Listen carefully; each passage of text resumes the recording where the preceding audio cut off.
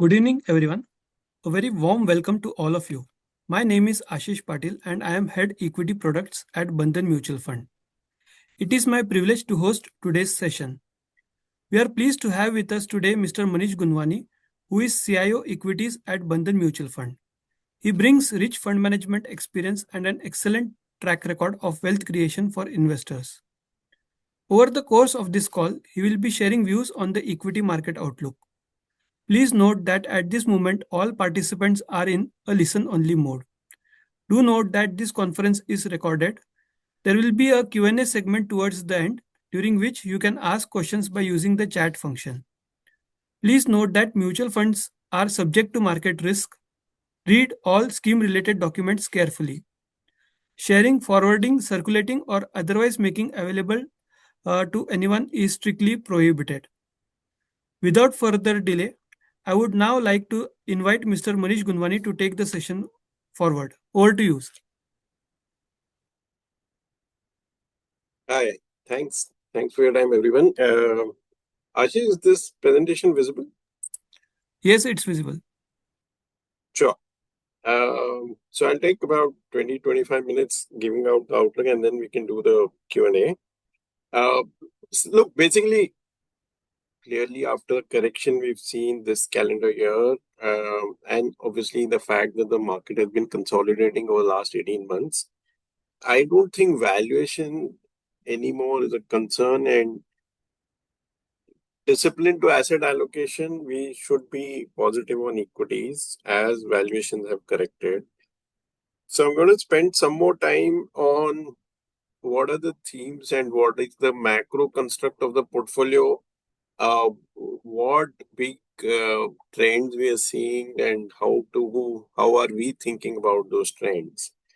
So let me start with a kind of summary slide where we've tried to encapsulate two of the biggest themes which we think are important from the next 5-10 year perspective.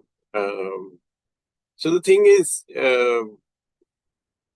of these two, first is AI, of course, and I think we cannot deny that AI is emerging as a mega theme which is going to affect a lot of industries, a lot of segments of the economy, and particularly to India.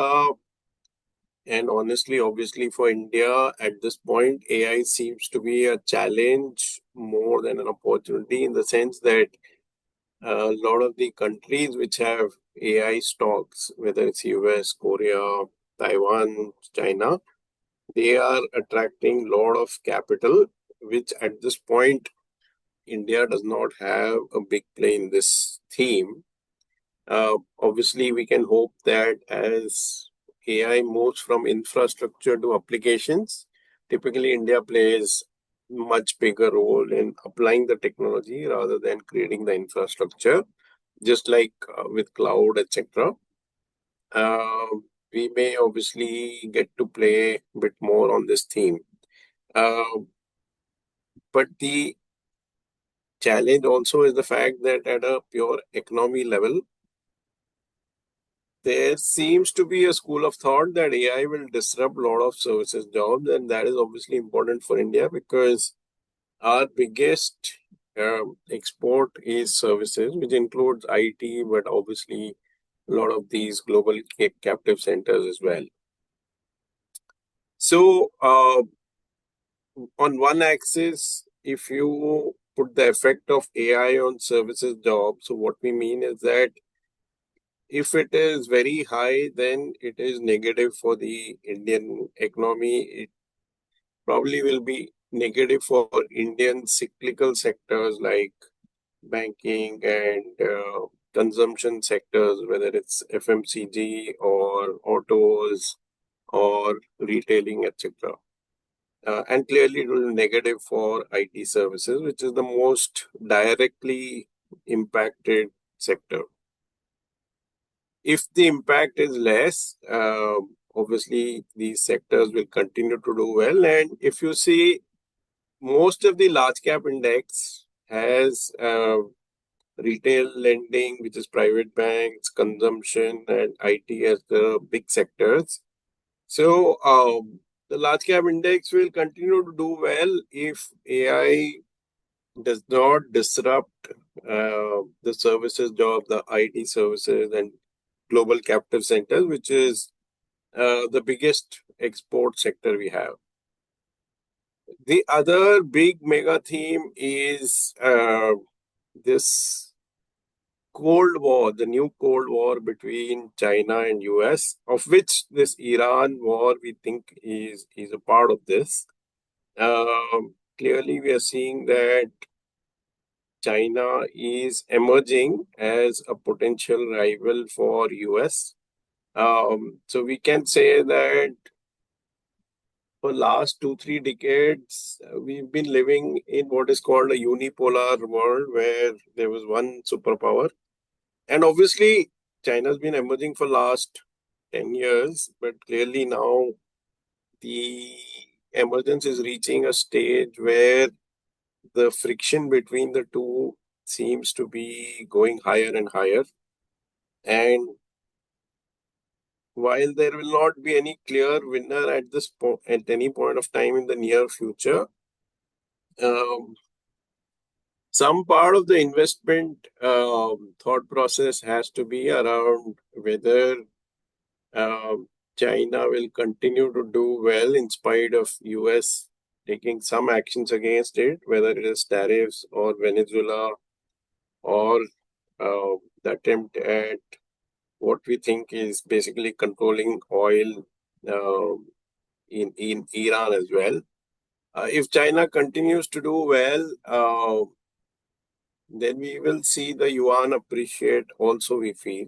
But that is also a call, meaning if China steps back and US emerges with, let's say, control over Strait of Hormuz, then it will become a problem for China. So that's the other call that if China continues to get stronger, then we may finally see uh, an alternative reserve currency in the world, which will be a rival to the dollar at some point. We may also see some action on Taiwan at some point of time. So these are the two big macro themes we think from a multi-year perspective.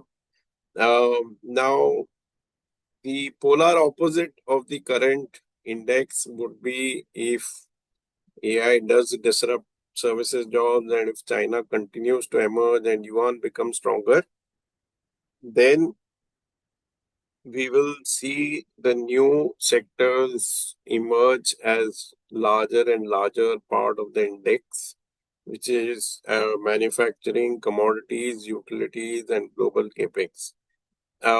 Why? Because if yuan is stronger, obviously India's manufacturing will get a boost. If yuan appreciates against dollar, whenever dollar depreciates, then commodities do well. Global capex will pick up because uh, if manufacturing starts moving out of China, because the low end manufacturing will become expensive if yuan appreciates, then there'll be global capex in sectors like steel, for example. Um, and finally, over long term, we will see more capital come into emerging markets whenever dollar weakens, which means cost of equity will go down, which will push up hard assets like utilities. Um, those will do well. If IT is disrupted, then obviously IT and related consumption and retail lending may relatively suffer. So uh, that is this big framework about that.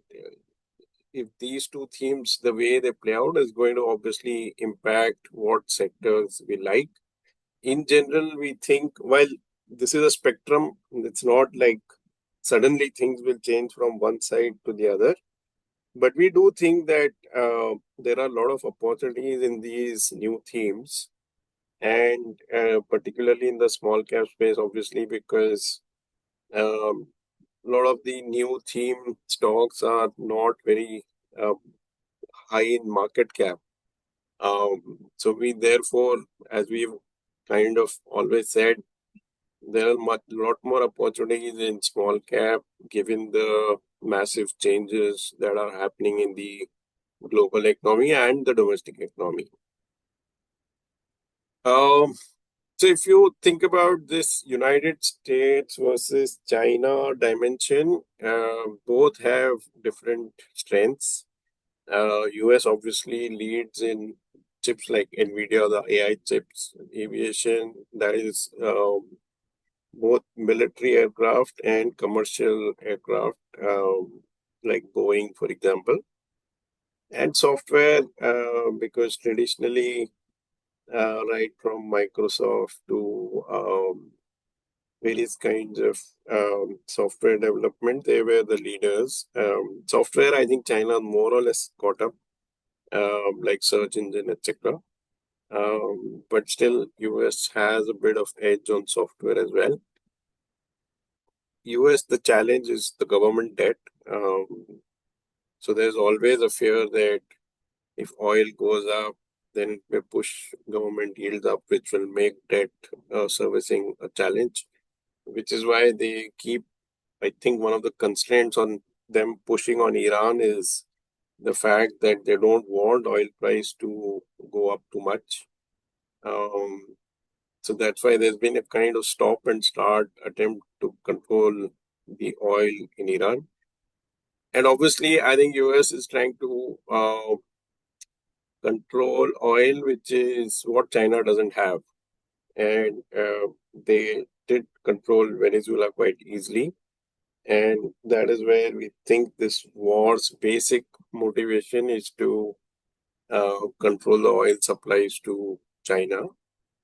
China, on the other hand, has obviously a lot of scale in manufacturing. They have a lot of control on rare critical minerals. In fact, a lot of US defense equipment can't be made without these rare and critical minerals, which is why even on tariffs, US had to buckle a bit. China obviously also leads in EVs and battery chemicals, things like lithium processing, etc. Their strength on the financial side is they have a lot of forex reserves. They obviously own a lot of US bond itself, which at some point can be a bargaining chip with US. Um, on the other hand, the weakness is basically that the demographics is worsening very quickly in China. Property market is in trouble.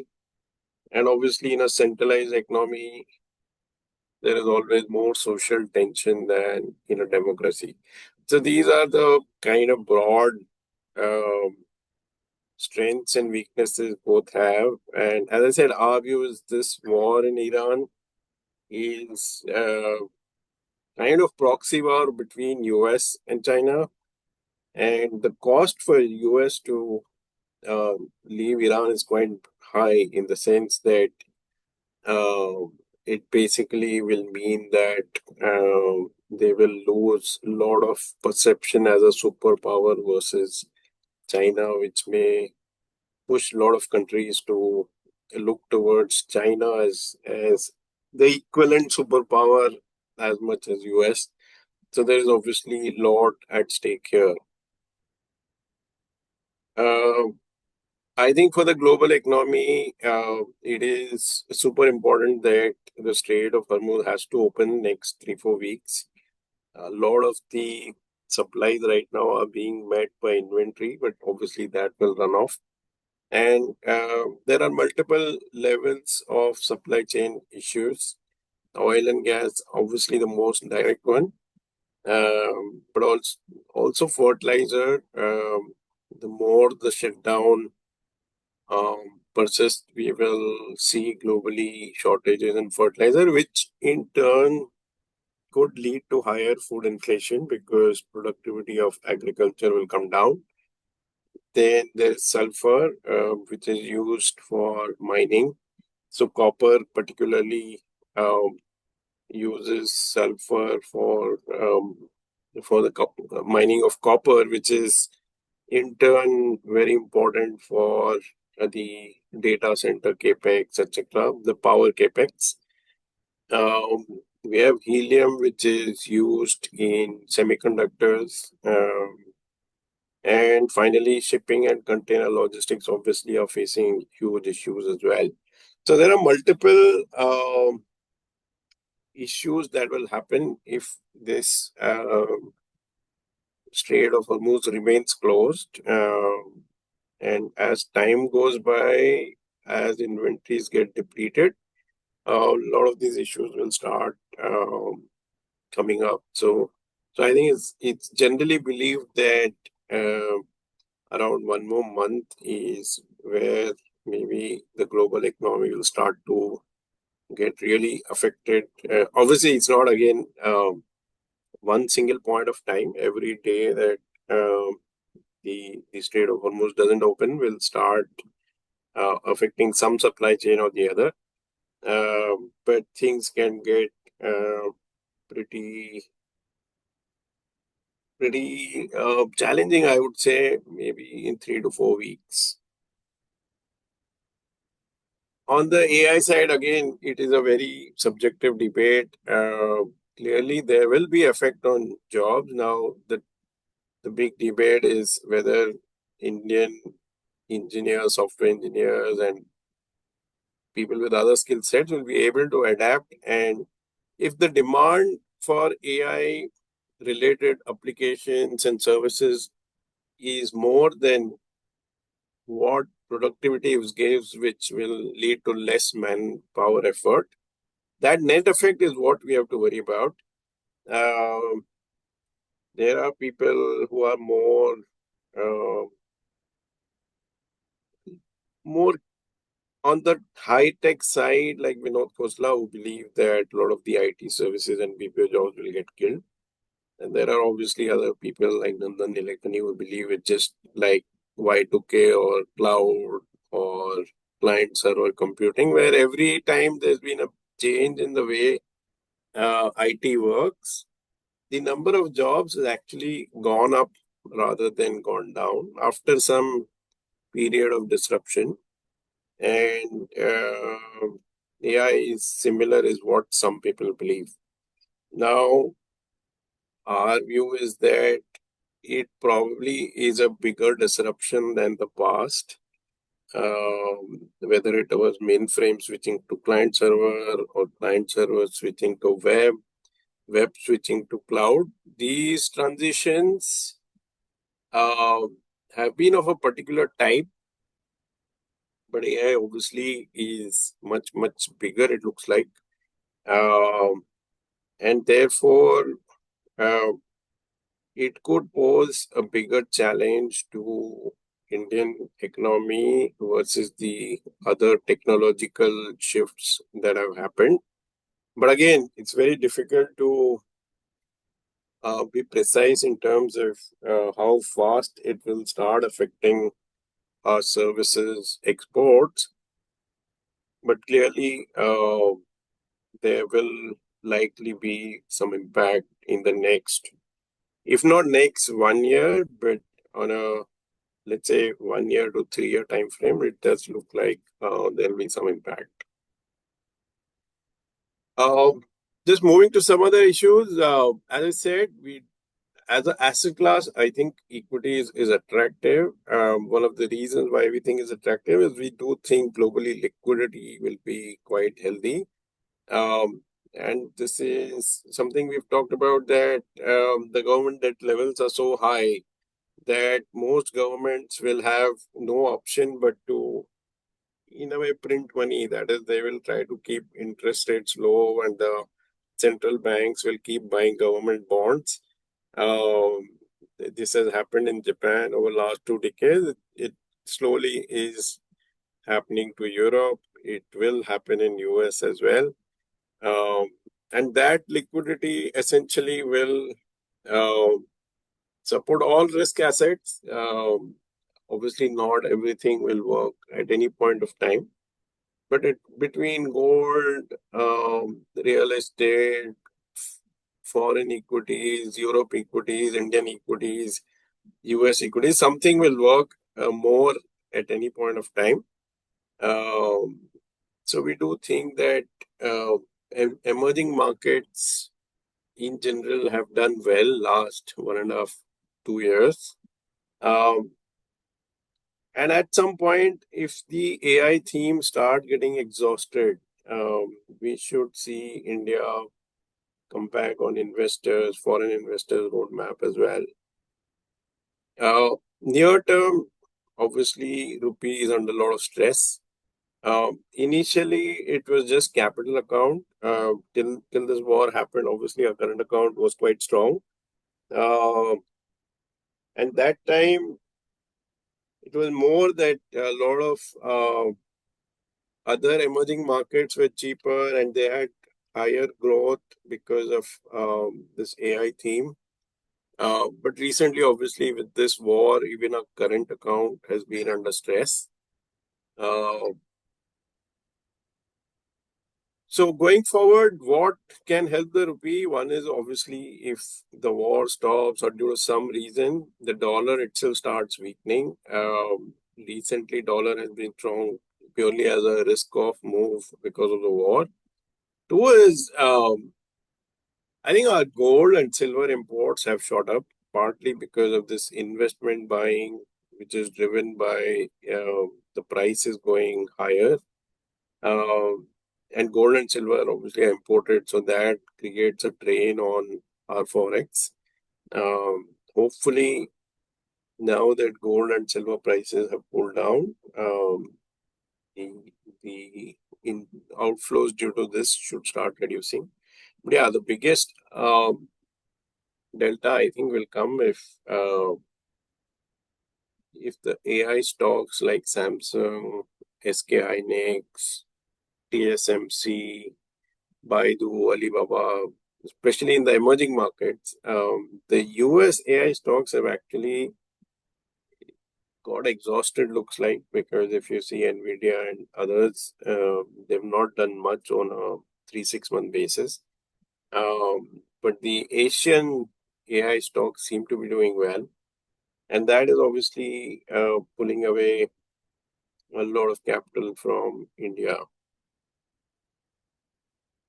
From an earnings perspective, assuming that this war doesn't have a lasting impact, and as I said, if Strait of Hormuz opens up in the next few weeks, the outlook for next year is actually quite healthy for earnings because nominal GDP will pick up with inflation plus rupee depreciation already has happened.